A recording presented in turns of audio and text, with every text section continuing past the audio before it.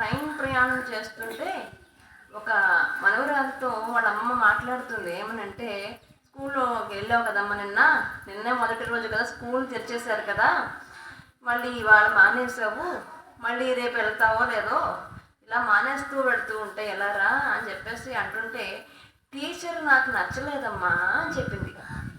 గొడవ లేదు, ఎందుకంటే టీచర్కి నచ్చే రోజులు, పిల్లలు నచ్చే రోజులు పోయాయి. టీచరే వీళ్ళకి నచ్చాలి, వాళ్ళు నచ్చితేనే వీళ్ళు స్కూల్కి వెళ్తారు.